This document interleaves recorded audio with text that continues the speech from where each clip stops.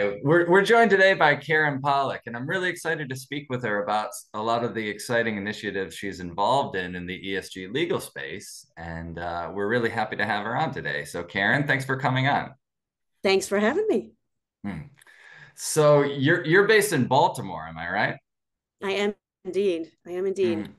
And there's obviously been a lot of news lately in Baltimore. I hope everything's okay. Baltimore is a fascinating place. I only moved to Baltimore in 2020. It's similar in certain ways to the city that I moved from, most recently from Philadelphia. And so it has a lot of this. It's a relatively poor big city. It's a majority Black big city, and it has had challenges over many years. I would say that in the years that I've been here, I have noticed a material momentum in collaboration, in just getting right down to it and saying, how do we really truly deal with the systemic issues that exist here? And then the Key Bridge collapse brings all of that into stark relief. And so, on the one hand, there's the risk that it just provides significant challenge for the city, like a big blow. And on the other hand, I'm proud to say that some of the impact people that I've been involved with have said that there actually is very much a collaborative effort going on between the biggest players and the entrepreneur support organizations and individuals, foundations, the city, et cetera, the city and the state, to really build a strategic plan for the long haul and not just try and put things back the way they were before. So I have optimism with respect to Baltimore. That's great. Well, we're all about optimism on this program. So that's a great way of describing the fallout, as it were. So I'd like to talk a bit more about you, and maybe you could tell us a bit about your career and your journey to how you've gotten to the point where you are now. Yeah, absolutely. I followed a fairly traditional legal path anyway. I went straight from college to law school because I knew I wanted to go to law school. I went straight from law school to big law because I knew I wanted to practice, corporate finance and then sort of the corporate side of legal.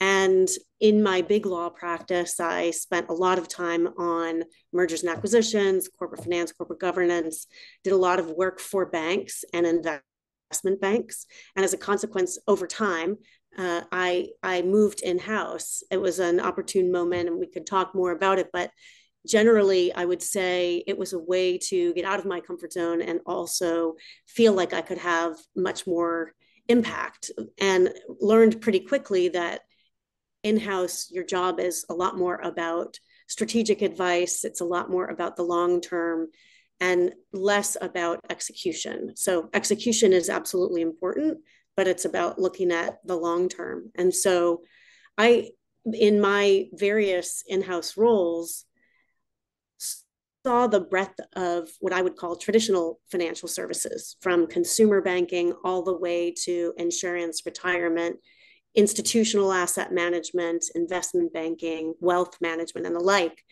And in all of that time, recognizing the gaps or identifying the gaps that existed in innovations and in access in financial services. And so, after a long career in house, I gave myself permission, if you will, in 2022 to step away and really work on those gaps full time. So instead of doing it as an adjunct or on the side or trying to figure out, well, what are the pieces that I can do in that way in-house? How can I do this full time? So I really spend a lot of my time today on a portfolio of projects across the spectrum of capital, from philanthropy to public markets. So if you think philanthropy is just for your extra, or just for after you retire, or just for when you make enough money and you'll give some of it away, I'm going to try and pull you along that capital spectrum and help you to see where you can invest with impact as well.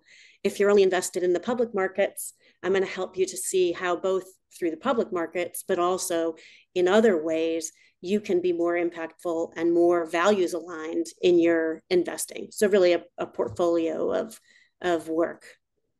That's great. So you What are some of the gaps that you found? I don't even need to put words in your mouth. I'm sure you have it well out.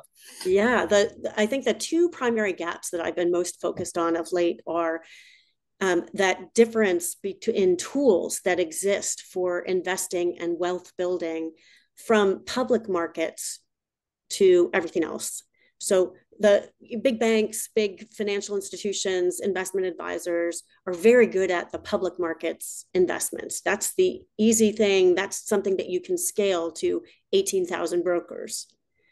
But what they're not so good at is helping people to invest who aren't accredited investors, who don't already have wealth. And so for individuals or small businesses or neighborhoods, it's very hard for them to build wealth unless you already have wealth. So I'm working on things like crowdfunding and even C note and Calvert impact bonds and things like that, where you can invest a very small amount but still have a hand in the growth and the impact in your neighborhood, on the globe, on the issues that matter to you. So that gap between public market investing and the rest of the world who may not have access to those kinds of investments.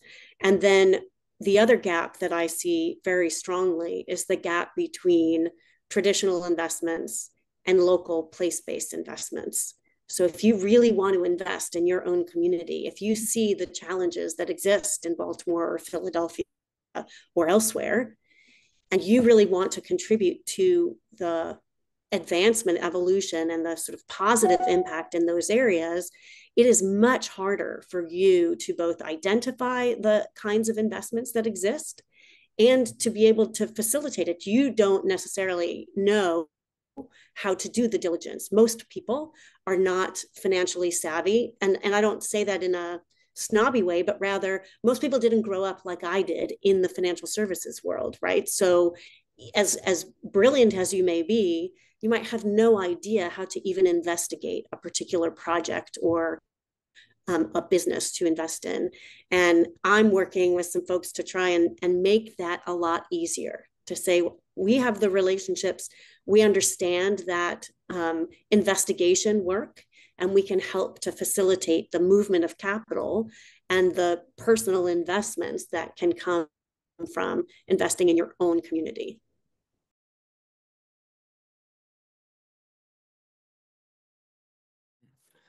That's really interesting. So yeah, I can imagine. So if you want to invest in in your local bakeries, and there's three bakeries, you don't know how to determine which one is going to be the most successful bakery, for instance, right? That's And that's obviously a exactly facile right. example, but the idea still holds. So then, do you work on performing the due diligence on those bakeries, for instance, or do you work with investment firms that specialize in local markets, for instance? It's a perfect question because today, the way the laws and regulations work, today we don't facilitate that kind of due diligence, that kind of investigation work, Hmm. unless you are an investment advisor. That is, if I was to do that 3 times over, I would look to the SEC as if I was an investment advisor or a broker, and I would need all of the legal and compliance infrastructure behind me in order to be able to support that work. And that too is another access challenge, right? That's another barrier to being able to drive those place-based investments. So the work that we're doing is we're saying, look, we have a due diligence process just as we would if we were an investment advisor. Added on to that due diligence process is the impact piece, which is the piece that most investment advisors know nothing about. How can I assess whether this investment is actually going to have the impact that I'm trying to drive, whether that's on the environment or on the local economy or on new jobs or whatever it might be? We can do all of that work, and typically we would do it alongside an investment advisor or investment consultant for the investor who can do the sort of SEC and FINRA side of things, or be comfortable with the work that we're doing because they're essentially overseeing what we're doing.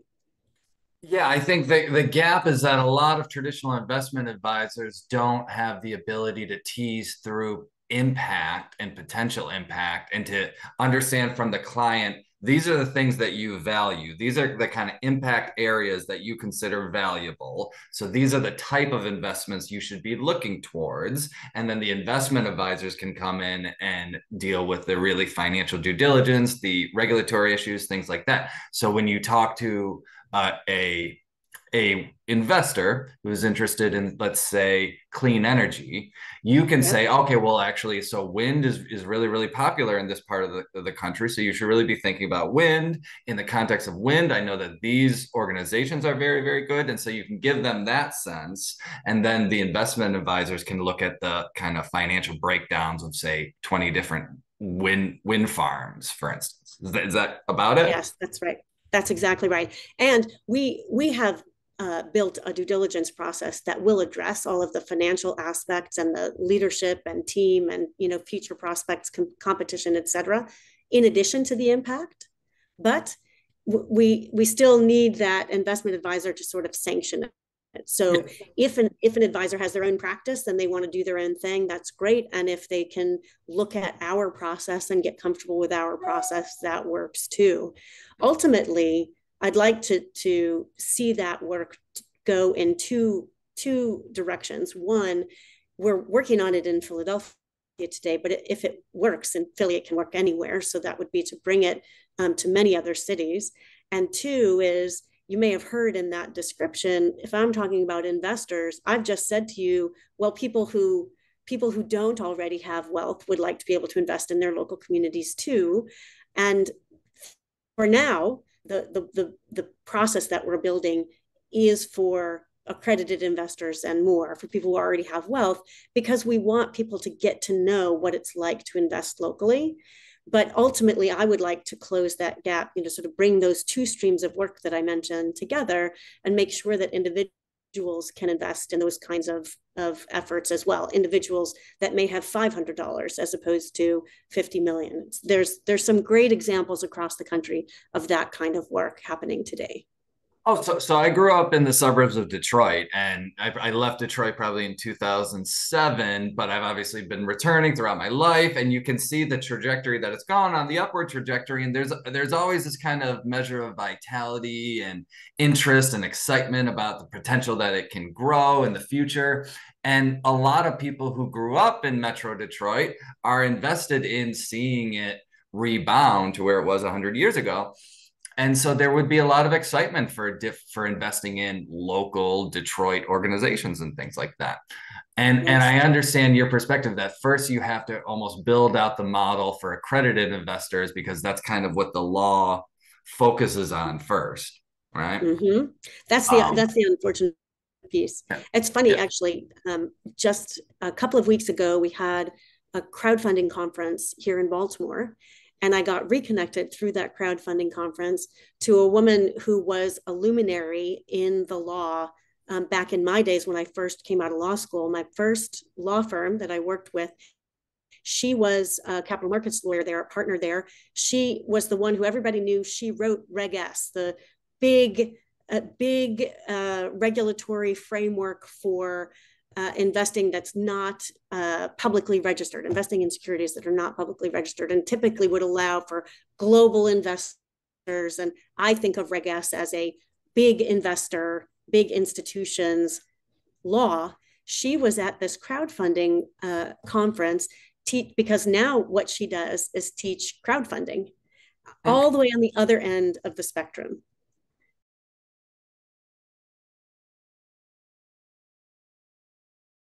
Now, my understanding is nowhere near as deep as yours, but I feel like I remember that during the Obama administration, there was some type of crowdfunding law passed that facilitated crowdfunding, but it hasn't had the promise that people had hoped of in 2010. Or maybe you can tell me more. Yes, you're exactly right. 2016, 2017, the Jobs Act. So Yeah. many people might remember the Jobs Act, but I imagine that most people who remember the Jobs Act, unless you're in this financial services legal space, would have no idea that as a part of the Jobs Act, there were crowdfunding rules that were built in.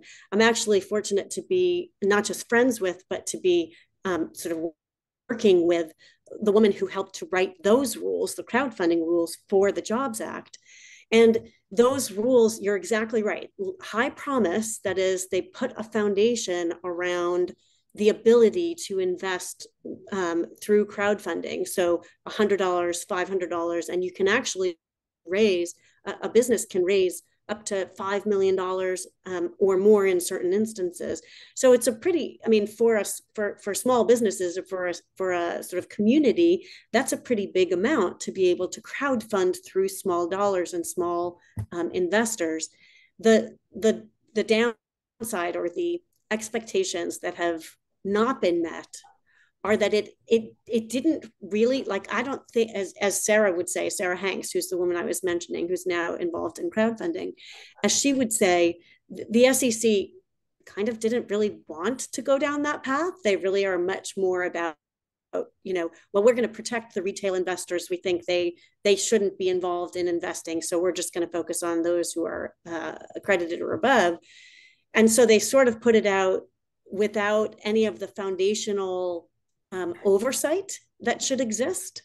So a lot of the crowdfunding platforms that are out there cannot necessarily give an investor the confidence of the solid nature of the businesses that are listed on those crowdfunding platforms. Well, it's like we were talking about. They don't distinguish between the three bakeries. So That's exactly one out of the three bakeries ends up being run by somebody who's not very reputable or not very competent or whatever the reason. But you, as the retail investor, can't tell that. So you just, every third retail investor chooses the third. So there's a selection problem. Yeah. Yes, that's exactly right. That's exactly right.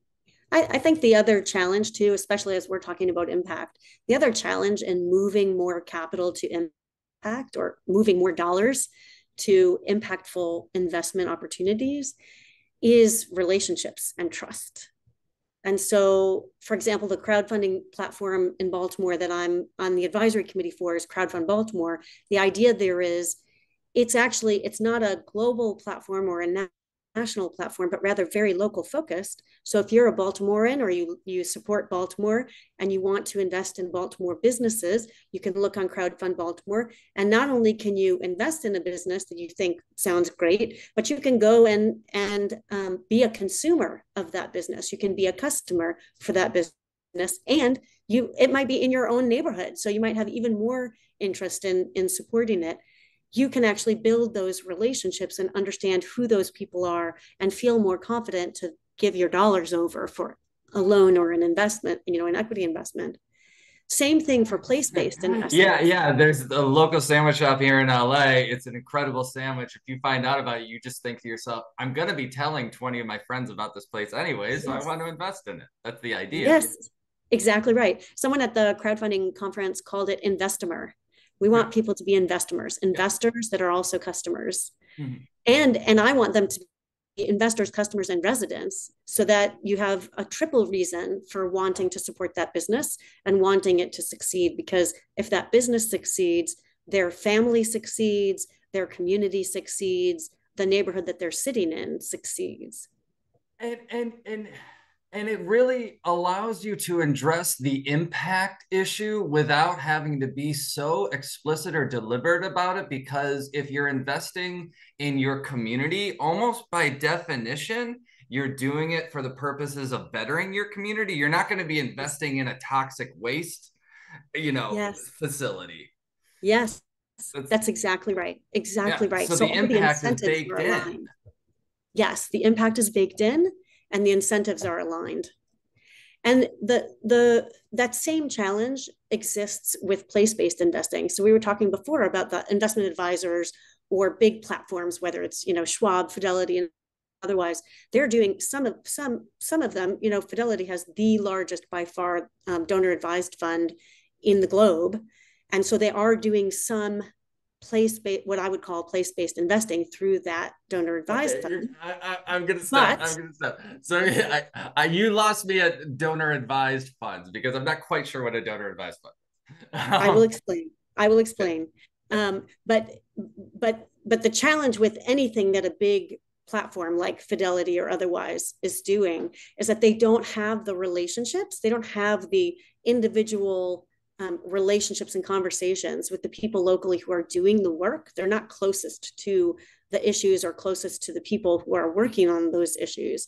Whereas for us in Philadelphia, for example, or in Baltimore, but in Philadelphia, we know the people who are doing the good work in those communities and can connect potential investors with those leaders, those project leads, so that they can actually build a relationship and build trust and give them greater confidence to move those dollars, to make those investments, and to be stewards for those investments over time.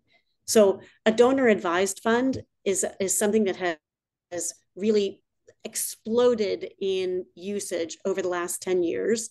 It's there is controversy and positivity around donor advised funds. So I won't go too deep, but just to say a donor advised fund is a way in which an individual can donate dollars, get the tax credit right away from that donation, but those dollars sit in a fund over time, and then the donor who's donated dollars to that fund technically has some direction that it can provide to the donor advised fund manager about how those funds get actually granted out. The challenge or the controversy is several fold. One, there's no restrictions on how long those dollars can sit in those funds without being granted out, which means you get a big benefit on the front end as being a wealth holder. And so you get the tax benefit, but you don't make the impact. Distribute the capital. Yeah. Yeah. Funny how it is. You're not distributing the capital. So yes, lots of dollars have gone out. So it's not an all or nothing.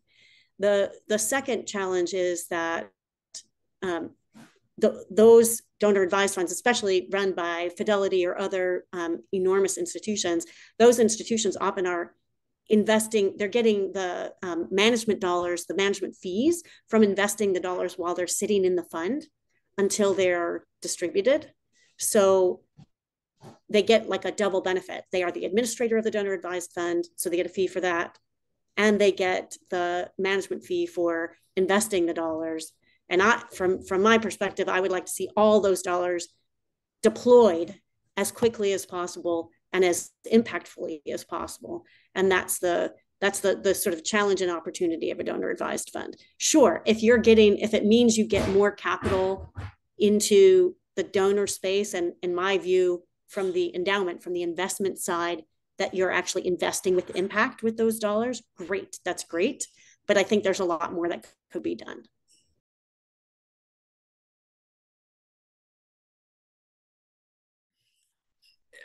And one question I had, kind of going back to one of your earlier points, is kind of a question of scale and feasibility. And I'm sure you've addressed it in a different context, but slightly similar. There's the microfinance process, and people talk about how it's really helpful in that the people who are doing the due diligence of the investors are there. They're going to ensure that the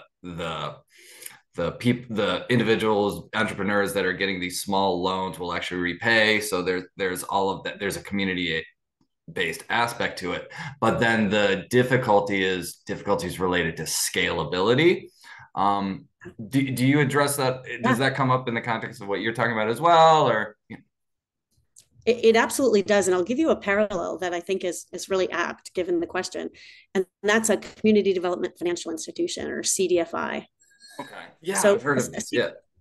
A CDFI is kind of like microfinance at the next level. So microfinance, most people think of that as rural communities or even rural parts of the globe. So in developing countries as opposed to developed countries. And I'm not suggesting that it only exists there, but you think about it in that way, and you're really talking about microfinance. A community development about the $30 for someone to buy a sewing machine so that they can triple their production, but it's $30, and so that's why it's incredibly difficult to scale. Right, exactly. So a community development financial institution is kind of like that for communities. It's a type of institution. It can be a bank, but it can also just be a lending institution.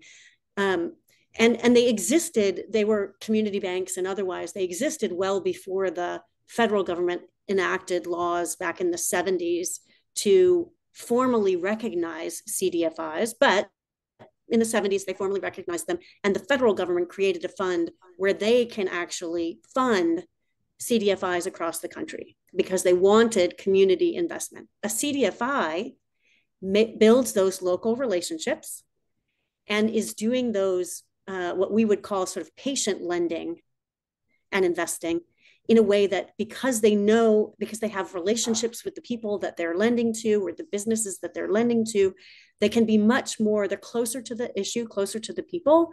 And so they can be more patient with their dollars. They're there to help if something is happening. They are really intended to invest locally, to lend locally. So think about it as microfinance for communities across the US. But a CDFI, most CDFIs, there are a few that are enormous, like Calvert. Calvert's a CDFI.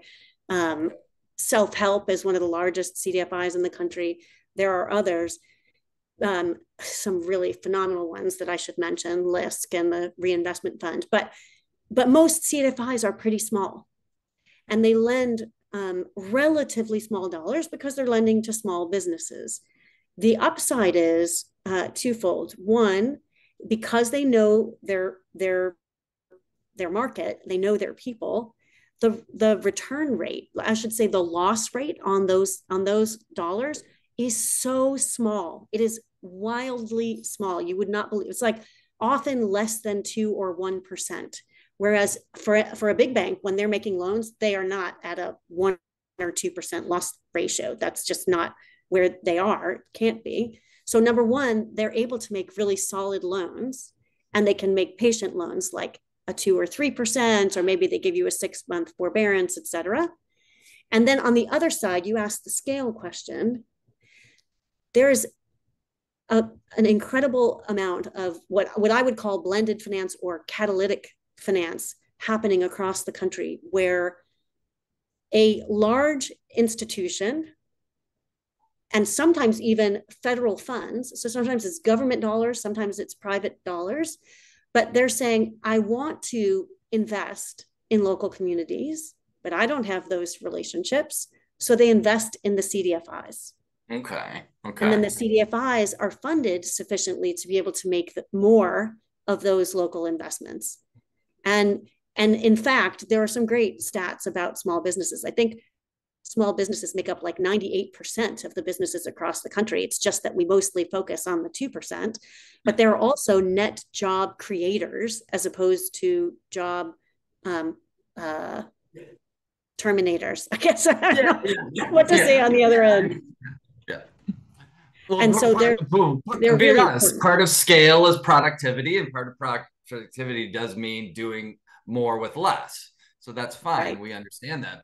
But you get a lot of losses with that. I've heard a lot of people talk about the problem with consolidation in the financial industries. You don't have situations like you have of It's a Wonderful Life, where there's the movie where there's a local banker and they're really invested in that community, things like that. The idea is that's a bygone era, because now we just have the massive financial institutions that don't have any face. The only face they have are the chat bots that you communicate with once a year, right? Yes, that's right. That's why those CDFIs are so important, and community banks. Okay. And so you said that they kind of began coming into prominence in the 70s, and that they were legalized or something along the lines over the last 20 years. Can you tell us a bit more about that? I didn't expect to do 15 minutes on CDFIs, but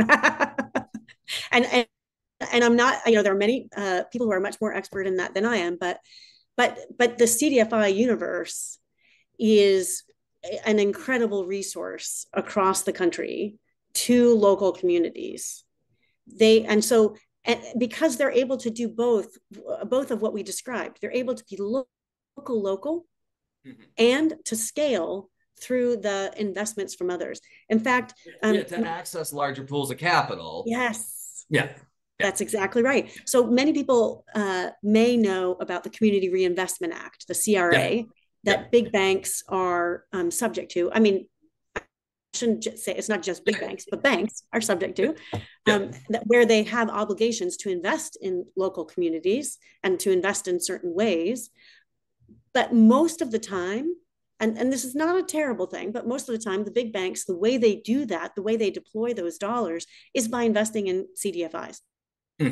Because the Yeah. CDFIs are much more able to be local and to do the work that needs to get done with those dollars. It's not always the case, but it's an important element of the of CDFI sort of sustainability and infrastructure, and also it's an important piece to remember. So when you think Yeah, that the it sounds like they're a valuable intermediary, and as long as they yes, don't become rent seekers in the future, it seems like they're performing a valuable intermediary service, right?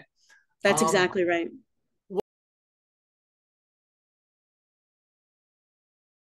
one kind of getting back to kind of the beginning where we talked about gaps. I wonder if you have any thoughts on why there are gaps in traditional finance institutions with respect to having impact capabilities. Yeah, it's an important question that I think can often be it's an economic question, it's a political question, it's a regulatory question. I think primarily the gaps exist because we still have finance based on the laws that we put in place in the 1930s, Yeah. the laws that we put in place after the Great Depression. Yeah. And the protections, many of those protections are important, but they don't hold. Today, what they do often is hold back people who would otherwise be able to be a part of the financial system and the wealth building system that comes from that. Those laws from almost 100 years ago are just not as applicable today. So we need a new perspective. We need new rules and regulations, or uh, new structures that would help to protect the things that we really need to protect today. Like, oh, I don't know. I mean, I hate to say crypto because there's plenty of people who are invested in crypto, but that's Or an area. Robinhood or those Yes, gamified apps. Yeah. that's right. Exactly right.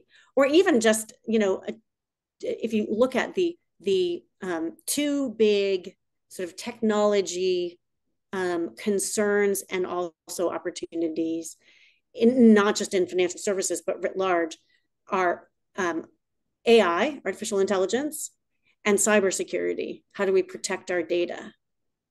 And it isn't just protect our data, but if every single thing that you do is online, then everything that you do is in bits and bytes. And so we need protections to help us to make sure that we don't lose everything that we have through those systems. And both of those, cybersecurity and AI, are areas that we don't have nearly enough foundational laws and regulations that make us feel confident that we're going to not get ourselves into trouble. So if it were me, I would say, let's update the 33 and 34 Act, but let's focus a lot more on those things that we really need to focus on.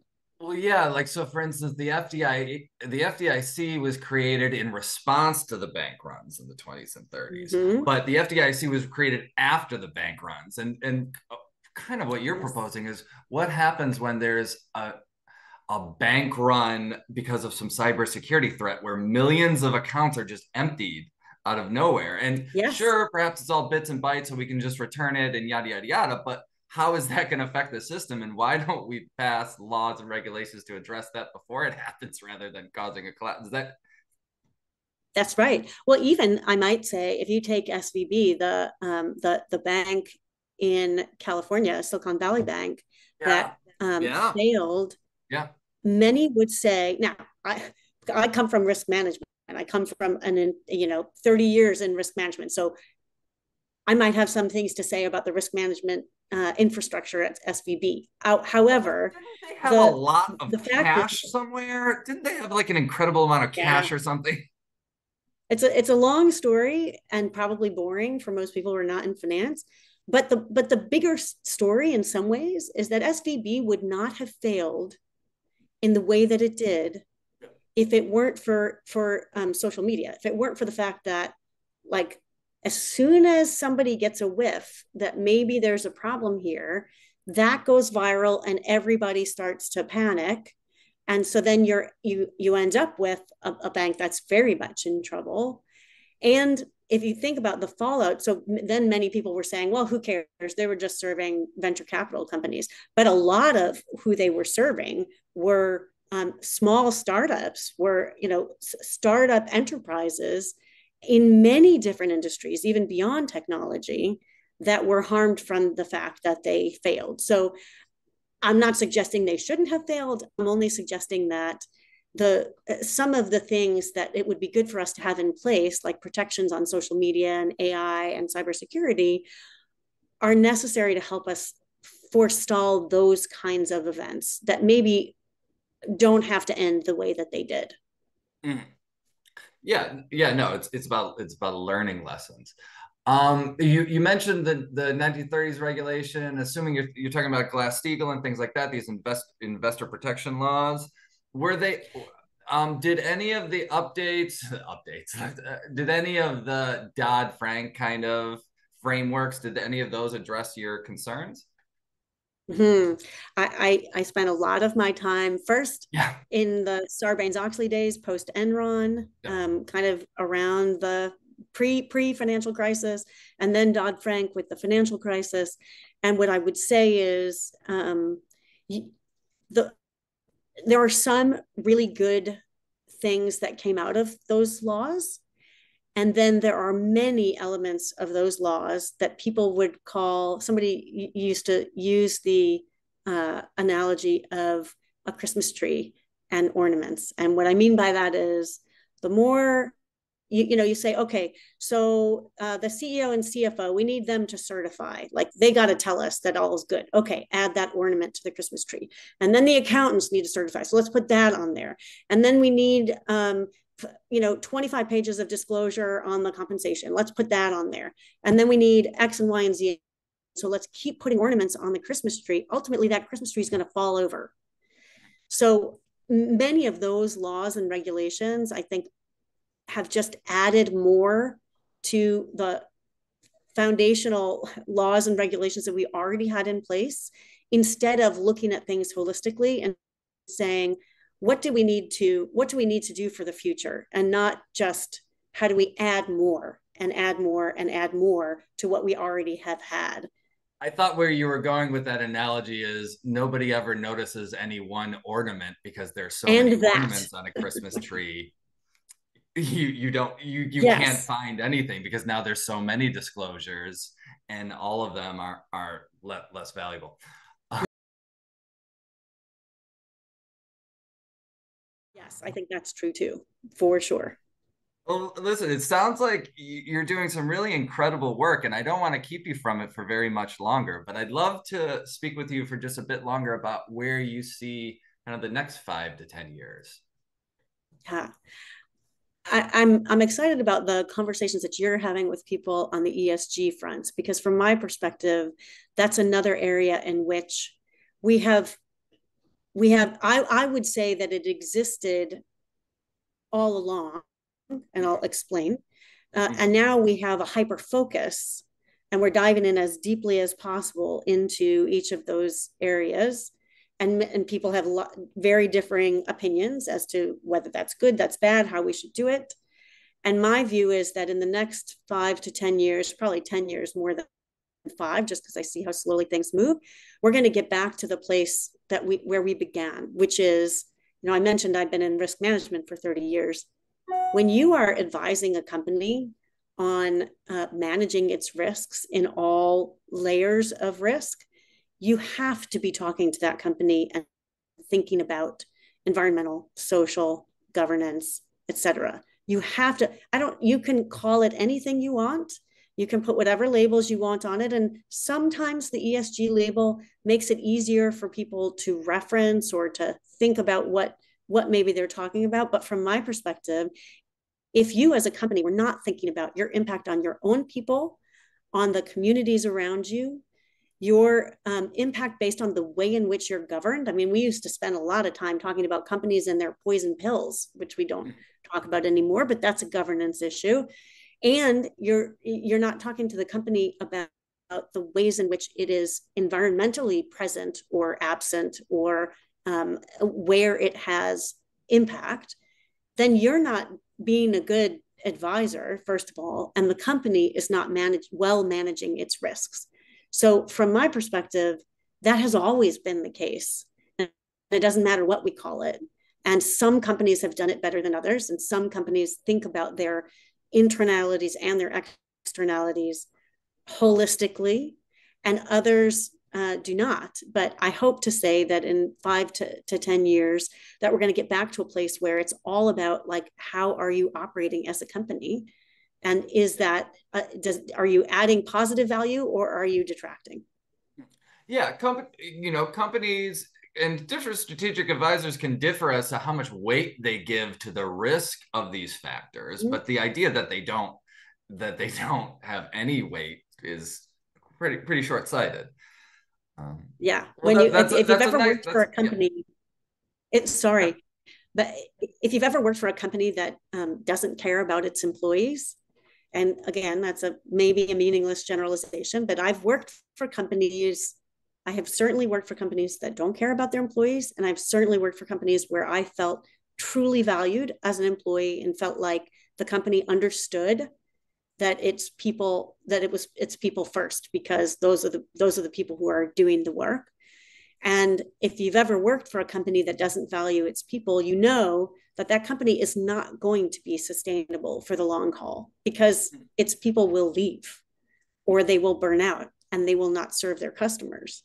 So it isn't a question. It's not a political choice in my view. It's a matter of how solid is this company and will it be around in 5 or 10 or 20 years? Yeah, and in the context, there's a lot of controversy about, data which indicates that ESG practices promote profitability or revenue generation or something like that. But I don't think there's much controversy with respect to that there is a correlation. There's a controversy with respect to whether one causes the other, Yeah. because perhaps it's because they're buttoned up on ESG issues, they're also buttoned up on their financial performance, perhaps. So, but there is a correlation that's well documented between having strong ESG practices and having better profitability. Yeah, same thing with diversity writ large. Yeah, You yeah, know, if you I'd have a imagine diversity so. of perspectives in the room, you're gonna get to a better result because people are Yeah. thinking about different angles. Mm. Yeah. Yeah, and even if that's not the case, the fact that you're cognizant and thoughtful about trying to get to different opinions, that might be Yes, in and of itself something that puts you in that place. that's right. I think we learned in law school the difference between correlation and causation, and we should Yeah. maybe teach that beyond the law school. Mhm. Yeah. Yeah. Well, that was really fun, and I'm sure there's a lot you could talk about with respect to law schools and how law schools need to adjust their curriculum. Yes, Um, I'd be modernize. happy to hear your thoughts, and if Yes. not, we could talk about it offline too. No, I feel very strongly about this topic, and it isn't just law schools, but in my view, first, I think law schools need to broaden their mindset as well about what the appropriate or positive pathways are out of law school. When I graduated, and I'm sorry to say that I think this is probably still pretty true, and it's a long time later, law schools Not basically that drove long. Give yourself people. some credit. Calm down. Law schools basically drive people to big law or big institutions Yeah. because it makes them look good. And I don't know why else. I don't even want to presume, but that's basically those are the pathways. And when we talk about social impact or purposeful work that feels like you're making a difference in the world, they just suggest, well, you should do public interest.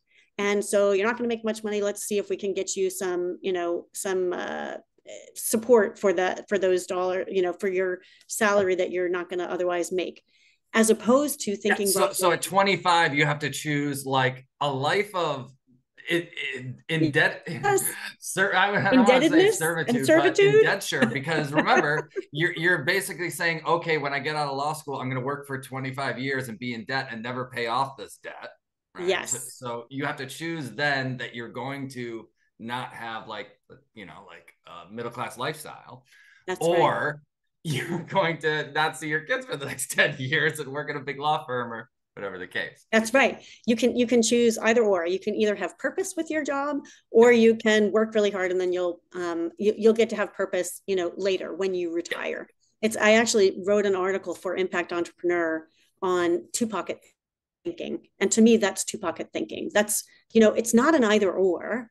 It isn't either make money and give it away when you become retired, or actually do something that matters today. To me, there are a lot of opportunities to do work that fundamentally matters in the world, whether you do that through a private company, a law firm, a public interest organization, a nonprofit. So to me, there's a whole range, and law schools, generally speaking, don't talk about that range and don't think in that range. Same thing for law firms, and it's why I feel strongly about that part of my work, to try and help law firms to understand where impact shows up in their work, or could, and how can they then amplify that impact. It is not that all the impact, the social impact, happens only in the pro bono group, or social impact happens only through the tax exempt nonprofit practice. It is all across the firm. It can be all across the firm. And even those two practices need to be integrated with the rest in order to amplify that impact and truly embed it. So from a law school perspective, I think they need to broaden their thinking and advice. The second thing is the curriculum itself. And to me, we have to stop. I have spent my career trying to break down silos and to get people not to think only in their one stream of work, or as some would say, stay in your lane. The thing is that law doesn't exist on its own, just like business doesn't exist on its own. And all the impact work that we talk about, that we feel like is so valuable, needs lawyers. We have to paper that work. So my ideal is for especially a university that has a law school, a business school, a public policy school, maybe it has a medical school, maybe it has an architectural school, maybe it has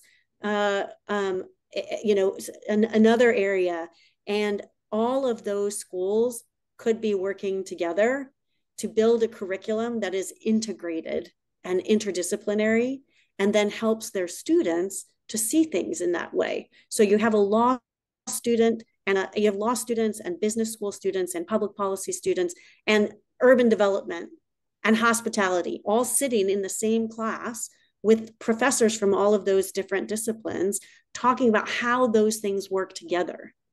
Then we're going to get to much better end results, in my view. Yeah, and I mean, in the litigation context, at least, oftentimes your knowledge of the law is obviously front and center, but your knowledge of industry practices and the constraints within the industry are so important to giving really good advice. Having that from your college background would certainly be valuable. Yes. The thing is that the issues that we are facing today are so complex. The vast majority of issues and systems that we need to fix are extremely complex, and they are interdisciplinary. So if we only focus on them from one angle or the other, we're not going to get to the right results. Yeah. And it isn't like the world's getting less complex. So I think we have to be future forward in building a curriculum that actually arms our students with the skill sets and the versatility that they need to be able to address those issues as they become professionals. And I just wonder, that just kind of springs to mind this idea, because you've advised boards at large organizations. Yep. Is it effectively only those board members have a holistic view, whereas everyone else is working in silos, or do larger organizations have a bit of cross-disciplinary? I think it depends on the organization. And it's something that I've, as I say, sort of tried to help drive in my work across the years. I think some organizations do it better than others.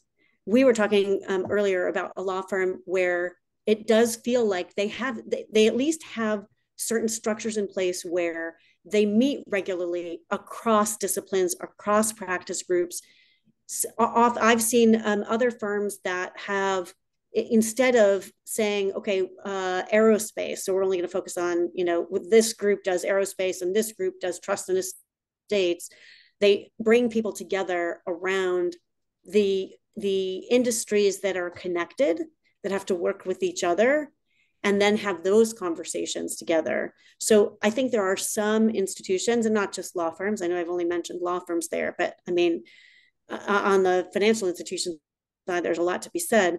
There are some institutions that do a great job of working across silos and functions, and there are others that are less savvy in that respect, more territorial, I would say. And if you're territorial, or if the incentives are aligned in a way that it's more important for you to do well for your silo than it is for you to do well for the organization, then that's clearly what you're going to drive towards. It's just human nature. So as we were saying before, if you can align incentives, you're going to get to a much better result. Okay. Well, this has been a wonderful conversation. I really appreciate you taking the time to talk with us about these really important issues. And thanks for joining us. No, thank you. And I'll be happy to talk more with anyone who would like.